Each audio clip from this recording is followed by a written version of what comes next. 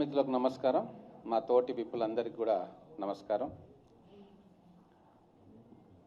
మా మిత్రులు ఆది శ్రీనివాస్ గారు చెప్పినట్టుగా మొత్తం కూడా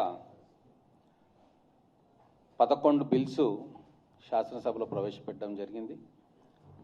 10 బిల్స్ను పాస్ చేసుకున్నాం, ఒకటి సెలెక్ట్ కమిటీకి ఇచ్చినాం. ఆ బిల్స్ ఎటువంటివి అంటే తెలంగాణ ప్రజలు ఆతృతగా ఎదురు చూస్తూ ఒక సామాజిక కోణం, మానవీయ కోణంలో ఆలోచించి తెలంగాణ ప్రజలకు మేలు చేసేటటువంటి ఒక విప్లవాత్మకమైన భారతదేశంలో ఏ చట్టసభల్లో కూడా పెట్టని బిల్లులను పెడతా ఉంటే ఆ బిల్లులకు చర్చకు రాకుండా బాయ్కాట్ చేసిపోవడం అనేది సమాజం పట్ల, రాజకీయాలు పక్కన పెడదాం, సమాజం పట్ల, మనుషుల పట్ల వాళ్ళకున్న తృణీకరణ భావం అనేది బీఆర్ఎస్ పార్టీ శాసనసభ్యులు ప్రపంచం ముందు ఎలుగెత్తి చాటిండ్రు.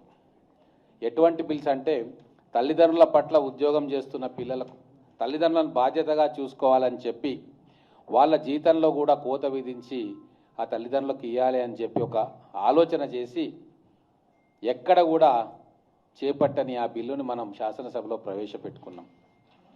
అలాగే ఈరోజు అందరికీ తెలుసు, విద్వేషపూరితమైన ప్రసంగాలు దేశవ్యాప్తంగా ఎన్నో రకాల అల్లర్లకు, ఇబ్బందులకు, క్యారెక్టర్ అసాసినేషన్కు, ఇవన్నిటి కూడా మనం చూస్తూ ఉన్నాం పత్రికలలో. అందుకోసం మత సామరస్యాన్ని కాపాడుకోవడం కోసం కావచ్చు, వ్యక్తుల మధ్య సంబంధాలు దెబ్బతినకుండా ఉండడం కోసం కావచ్చు, ఒక పారదర్శకమైన వాతావరణం జర్నలిజంలో ఉండడానికి, విద్వేషపూరితమైనది కాకుండా ఇన్వెస్టిగేటివ్ జర్నలిజం ఉండాలి, బతకాలి, అసలైన జర్నలిజానికి రోజులు మళ్ళీ మంచి రోజులు రావాలన్న ఉద్దేశంతో విద్వేషపూరితమైన ప్రసంగం మరియు ద్వేషపూరితమైన నేరాల బిల్లును కూడా మనం పెట్టుకున్నాం. చాలా చర్చ జరపచ్చు దీని మీద.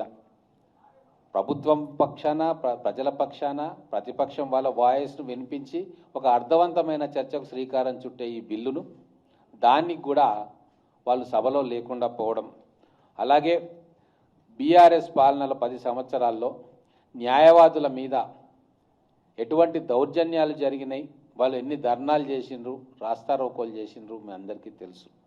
భావ ప్రకటన స్వేచ్ఛనే కాదు, ప్రభుత్వానికి వ్యతిరేకంగా ఎవరైనా న్యాయం కోసం ప్రజలు ముందుకొస్తే వాటిని తీసుకొని కోర్టుల్లో వాదించే నికార్సైన న్యాయవాదులను రోడ్డు మీద పట్టపగలు హత్య చేసిన వైనం కూడా గత బీఆర్ఎస్ పాలనలో మనం చూసినాం. అటువంటివి ఎన్నో ఉదంతాలు జరిగితే ఒక డిమాండ్, ఈరోజు లక్షలాది మంది న్యాయవాదులు తెలంగాణ ప్రాంతంలో ఉన్నారు. రిజిస్టర్ చేసుకున్న వాళ్ళు, చేసుకోలేని వాళ్ళు, చదువుతున్న వాళ్ళు, వాళ్ళందరికీ కూడా రక్షణగా ఒక చట్టం రావాలని ఎన్నో సంవత్సరాలు డిమాండ్ చేస్తే వాళ్ళ డిమాండ్కి అనుకూలంగా ఈరోజు ప్రభుత్వం తెలంగాణ న్యాయవాదుల రక్షణ బిల్లును తీసుకొస్తే దాని మీద కూడా వాళ్ళు చర్చకు రాలేదు, పారిపోయినారు. అలాగే బడ్జెట్ పైన ఎట్లాగూ డిమాండ్స్ మీద ఎన్నో రకాలుగా చర్చ పెట్టవచ్చు. కేటీఆర్ గారు ఏమంటారు, మూసీ రిజువనేషన్ ప్రాజెక్టు చేపట్టంగానే 1,15,000 కోట్ల రూపాయల అవినీతి జరుగుతుంది, స్కామ్ అని చెప్పి మాట్లాడుతారు. ఉన్న డిపిఆర్ఏ 6,500 నుంచి 7,000 కోట్లకు వస్తుంది ఫస్ట్ ఫేజ్ అని సాక్షాత్తు ముఖ్యమంత్రి గారు కూడా చెప్పడం జరిగింది. మరి అటువంటప్పుడు సభలో ఆ పద్దుల మీద చర్చ జరుగుతున్నప్పుడు, బడ్జెట్లో మూసీ రివర్ ఫ్రంట్ కోసం మనం బడ్జెట్ కేటాయిస్తున్నప్పుడు ఖచ్చితంగా వచ్చి మాట్లాడాల్సిన బాధ్యత కేటీఆర్ గారి మీద ఉంటుంది కదా. మరి మీరు చేసిన ఆరోపణ నిజమని మీ మనస్సాక్షికి అనిపించిన దాని మీద చర్చ జరగాలి. ఆ సభలోకి వచ్చి ఆ చర్చ జరగడానికి చర్చకు అవకాశమే మీరు లేకుండా పోయింది, చేసుకున్నారు. ఇది ప్రజల పట్ల కానీ శాసన వ్యవస్థ మీద కానీ మీకున్న చిన్న చూపు కానీ వివక్ష కానీ కారణం కాదా? మీరు సభ జరుపుతున్నప్పుడు కూడా ప్రతిపక్ష సభ్యుల గొంతులను నొక్కేశారు.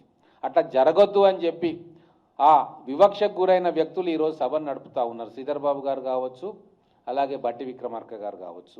మరి వారు మాకు జరిగిన అవమానం, అన్యాయం జరగొద్దు, వీళ్ళని వ్యక్తులుగా మేము చూస్తలేము, ప్రతిపక్ష సభ్యులుగా ఈ డెమోక్రటిక్ సెటప్లో ఒక భాగంగా చూస్తూ ఉన్నాం. శాసనసభ అంటే ప్రతిపక్షము, అధికార పక్షము అనే ఒక మంచి ఆలోచనతోటి వాళ్ళకు సమయం ఇస్తా అంటే కూడా ఆ సమయాన్ని తీసుకునే పరిస్థితిలో వాళ్ళు లేరు. అలాగే ఒక ప్రధానమైన ఆరోపణ కేటీఆర్ గారు మీడియాలో చేస్తూ ఉన్నారు మెట్రో రైలు గురించి. ఎందుకు మెట్రో రైలును తీసుకుంటున్నారు, దాంట్లో ఏముంది అని చెప్పి అనేక సందర్భాల్లో ప్రభుత్వాన్ని ప్రశ్నించిండు. మరి అదే మెట్రో రైలుకు మేము కేటాయింపులు చేసుకుంటున్నప్పుడు ఆ పద్దుల చర్చ మీద వాటి గురించి మాట్లాడవచ్చు కదా. ఆయన మనసులో ఉన్న సందేహాలను నివృత్తి చేసే ప్రయత్నం ప్రభుత్వం చేస్తుంది కదా. ఖచ్చితంగా భవిష్యత్తు కోసం మేము మెట్రో రైలును ఎందుకు టేక్ ఓవర్ చేసుకోవాలనుకుంటున్నాము, హైదరాబాద్ నగరం కోసము, భారత్ ఫ్యూచర్ సిటీ కోసము, ఇక్కడ నివసిస్తున్న కోట్లాది మంది ప్రజల కోసము ఏం చేయబోతున్నామో మేము చెప్తాం కదా. ఒకవేళ ప్రభుత్వం చేసే కార్యాచరణలో ఏదైనా లోపం ఉంటే మీరు శాసనసభ వేదికగా మీరే పలుపార్లు రేజ్ చేసిన ఇష్యూ మీద మీరు మాట్లాడే అవకాశం మీకు వస్తే ఎందుకు మీరు పారిపోయినారంటే మీ ఆరోపణలో పసలేదు, మీ ఆత్మకు శుద్ధశుద్ధి లేదు అనే అర్థం కదా. అలాగే ముఖ్యమైన విషయం, బడ్జెట్ ప్రవేశపెడుతున్న సమయంలో ఆ బడ్జెట్ కాయిదాలను చింపి చెవిలో పెట్టుకొని బయటికి పోవడం అనే ఒక అనాగరికమైన చర్య మొత్తం తెలంగాణ ప్రజలు గమనించారు. అందరు అనుకున్నారు వాళ్ళకు తెలివి లేదు, దుందుడుకుతనము, ఏదో పోయిరని కాదు. పూర్తి సెన్సస్ తోటి బడ్జెట్లో బ్రహ్మాస్త్రాలు లాంటి పథకాలు ప్రవేశపెడుతున్నది విని అది డైవర్ట్ చేయాలి, ప్రజల దీన్ని చాలా సీరియస్గా తీసుకుంటే మా కొంప కొల్లేరైతుంది అని చెప్పి డైవర్ట్ చేసిన తర్వాత మేము గమనించిన సభలోనే ఉన్నాం, డైవర్ట్ చేయడానికి వాకౌట్ చేసిన. మొదలు బట్టి విక్రమార్క గారు ముఖ్యమంత్రి గారు మొదటి నుంచి చెప్తా ఉన్నారు కొన్ని విప్లవాత్మకమైన మార్పులు బడ్జెట్లో ప్రవేశపెడతామో, కేటాయింపులు కూడా అద్భుతంగా ఉంటాయి. ఏమున్నది దాంట్లో? 1,15,00,000 మందికి ఆరోగ్య బీమా, 1,15,00,000 కుటుంబాలకి ఆరోగ్య బీమా అనేది భారతదేశ చరిత్రలో 75 సంవత్సరాల స్వాతంత్రం వచ్చిన తర్వాత మొట్టమొదటిసారిగా ఒక ప్రభుత్వం ప్రతి రేషన్ కార్డు హోల్డర్కి కూడా 5 లక్షల రూపాయల బీమా కల్పించే ఒక పథకం. దాన్ని అనౌన్స్ చేయగానే వాళ్ళ కళ్ళు బయర్లు గమ్మినాయి. దాంతో ఆగలే మేము. నెక్స్ట్, ప్రతి విద్యార్థికి మార్నింగ్ అల్పాహారం ఇస్తాము, మధ్యాహ్నం వాళ్లకు లంచ్ పెడతాము, విద్య మీద మేము కూలంకషంగా చర్చ జరుపుతాము, బడ్జెట్ కేటాయిస్తున్నాము, కొత్త పథకాన్ని తీసుకొస్తున్నాము అని చెప్పి ఇప్పుడు చెప్పడము అర్థమైపోయింది వాళ్లకు. ఏదో కొంపలు మునిగేటట్టు ఉన్నాయి. ఈ 2 అంశాలు ప్రజల్లోకి పోతే మేము చేసే యాగి అన్నీ మర్చిపోతారు, ప్రజలు దీని మీద చర్చ పెడతారు అన్న ఉద్దేశంతో, ఒక కుట్రతోటి, ఒక సంకుచితమైన మనస్తత్వంతో, ఈ ప్రభుత్వానికి ఎటువంటి మంచి పేరు కూడా రావద్దు అన్న దుగ్ధతోటి వాళ్ళు వాకౌట్ చేసిన విషయము తెలంగాణ ప్రజలందరూ గమనించాలి. మాకు తెలుసు వాళ్ళ ఎత్తులు జిత్తులు, 25 ఏళ్ల నుంచి మేము చూస్తూ ఉన్నాం. ఇది ఖచ్చితంగా ఆ 2 పథకాలు ప్రవేశపెడుతున్నందుకు ప్రజల మనసులు ఆలోచన అటువైపు పోవద్దు అన్న దానికి డైవర్ట్ చేయడానికి చేసింది. అలాగే తీర్మానాలు పెట్టడం, మెట్రో రైలు ఎల్ఎన్టీ నుంచి రాష్ట్ర ప్రభుత్వం స్వాధీనం గురించి చర్చ జరపలే, గల్ఫ్లో యుద్ధం గురించి కేంద్ర ప్రభుత్వం చేయాల్సిన చర్యలు దానికి కూడా వాళ్ళు చర్చలో లేరు. గడ్డి మందు నిషేధం గురించి తీర్మానం పెట్టినాం. ఈరోజు గ్రామాల మా విజయరమణారావు గారు మాట్లాడినారు, ఇంకా మిగతా శాసనసభ్యులు మాట్లాడినారు. ఆత్మహత్యలు జరుగుతూ ఉన్నాయి, దాంతో కుటుంబాలు విచ్ఛిన్నం అవుతూ ఉన్నాయి. మరి అటువంటి ప్రతిరోజు వచ్చి రైతుల కోసం మేము అది చేసినామని చెప్పుకునేటోళ్ళు ఆ రైతు కుటుంబాలలో జరుగుతున్న ఆత్మహత్యల గురించి ఒక తీర్మానం పెడుతున్నప్పుడు దానికి మద్దతుగానో వ్యతిరేకంగానో వచ్చి శాసనసభలో మీ గళాన్ని విలిపించే కనీస బాధ్యత ప్రతిపక్ష సభ్యులకు ఉండాలి. గౌరవ హరీష్ రావు గారికి, కేటీఆర్ గారికి ఆ బాధ్యత ఉంటుంది కదా. మరి ఎందుకు ఆ బాధ్యతను విస్మరించి మీరు పారిపోయిన సభ నుంచి ఇన్ని రకాలుగా శాసనసభను అవహేళన చేస్తూ, శాసనసభలో మేము పాల్గొనం అని చెప్తూ, మేము బయట విమర్శ చేస్తాం కానీ శాసనసభలో మేము మాట్లాడము, మా నోరు కట్టేసుకుంటాము అని చెప్పుకుంటూ, కేవలం ఎంత విచిత్రమైన పరిస్థితి అంటే తెలంగాణ ప్రజలు, మీడియా మిత్రులు గమనించాలి, మైనింగ్ లీజుల మీద అదొక రొటీన్ కార్యక్రమం. 100 మంది వ్యాపారస్తులు ఈరోజు మైనింగ్ దాంట్లో ఉన్నారు, మైనింగ్ వ్యాపారాలు చేసుకుంటూ 100 కంపెనీలు ఉన్నాయి, ప్రతి దగ్గర ఉన్నాయి. దాంట్లో అధికారులు కావచ్చు, డిపార్ట్మెంట్లు కావచ్చు, చూడడము, తనిఖీ చేయడము, నోటీసులు ఇవ్వడం అనేది సర్వసాధారణం. రోడ్డు మీద మనం బైక్ వేసుకొని వెళితే ట్రాఫిక్ చాలాన్లు వేయడం ఎంత సర్వసాధారణమో, మైనింగ్ ఇండస్ట్రీలో లీజుల విషయంలో ఏదైనా ఎక్సెస్ ఉన్నదా లేదా అని చెప్పి ఎప్పటికప్పుడు చెక్ చేసుకుంటూ నోటీసులు ఇవ్వడం అనేది సర్వసాధారణం. ఇది అందరికీ తెలిసిన విషయమే. దాన్ని ఏదో ఒక దాన్ని తీసుకొచ్చి దాన్ని సాకుగా చూపించి మొత్తం సభను స్తంభింపజేయాలి అని చెప్పి ఒక ఆలోచన చేయడం అనేది, ఒక కుట్రపూరిత ఆలోచన చేయడం అనేది ప్రభుత్వాన్ని బదనాం చేయడం ఒకటి. ప్రభుత్వం చేస్తున్న మంచి పనులు, ఈ బడ్జెట్లో ప్రవేశపెడుతున్న మంచి పథకాలను డైవర్ట్ చేసి వాళ్ళ అవినీతిని కప్పిపుచ్చుకోవడానికి.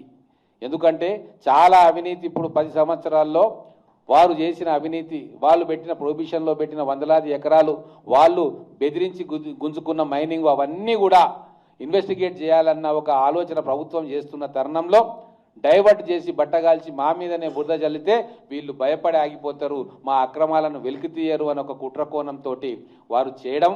దానికి రేవంత్ రెడ్డి గారు కానీ మిగతా మంత్రులు ఫ్లోర్ ఆఫ్ ద హౌజు, మీరు ఇట్లా మమ్మల్ని బ్లాక్మెయిల్ చేయలేరు, ప్రతి ఒక్కటి 10 సంవత్సరాల్లో మీరు చేసిన అక్రమాలను వెలికి తీస్తాం, సిబిసిఐడి ఎంక్వైరీ చేపిస్తాం అనడం అనేది మా చిత్తశుద్ధికి, మా పారదర్శకతకు నిదర్శనం. అందుకే లాస్ట్కు కొసమేర్పుగా పార్లమెంటులో జలవనరుల శాఖ మంత్రులు స్పష్టంగా ప్రశ్నోత్తరాలకు జవాబులు ఇస్తూ ప్రశ్నలకు కాళేశ్వరం అనేది అవినీతితో కూడుకున్నది, దానివల్ల ఒక్క ఎకరానికి ఉపయోగం లేదు, అదొక వేస్ట్ ప్రాజెక్టు, దాంట్లో పెట్టిన డబ్బులన్నీ కూడా మునిగిపోయినాయి అని చెప్పి పార్లమెంటు వేదికగా కేంద్ర మంత్రి గారు అన్న తర్వాత ఇక ఏ ముఖం పెట్టుకొని మీరు ప్రజాక్షేత్రంలో ఉంటారు, ఏ ముఖం పెట్టుకొని కాంగ్రెస్ పార్టీ మీద బురద జల్లే కార్యక్రమం చేస్తారు? ఒక్కసారి మీరు ఆలోచన చేయండి. ఈరోజు విసుక్కుంటా ఉన్నారు బీఆర్ఎస్ లెజిస్లేటర్స్, ఎమ్మెల్యేలే మమ్మల్ని మాట్లాడనిస్తలేరు, ఇద్దరే మాట్లాడుతున్నారు, ప్రజా సమస్యలు గాలికి పోయినాయి, వాళ్ళ పర్సనల్ ఎజెండాలు ముందుకొచ్చినాయి అని చెప్పి వాళ్ళే లాబీలో మాట్లాడుకున్న విషయం మాకు తెలిసి ఇంకా పేర్లు చెప్పడం బాగుండదు. కానీ ఇటువంటి సొంత ఎమ్మెల్యేలే అసహించుకునే రీతిలో మీరు సభా వ్యవహారాలు నడుపుతూ ఉంటే తెలంగాణ ప్రజలు ముక్కున వేలేసుకుంటా ఉన్నారు. కనీసం వచ్చే అసెంబ్లీ సెషన్స్కైనా మీరు మన స్వచ్ఛమైన మనసుతోటి ప్రజల కోసం పనిచేద్దామన్న ఆలోచనతోటి రావాలని చెప్పి ఆ మనసును, ఆ సంకల్పాన్ని భగవంతుడు మీకు ఇవ్వాలని చెప్పి మనస్ఫూర్తిగా కోరుకుంటా ఉన్నాం. ధన్యవాదాలు.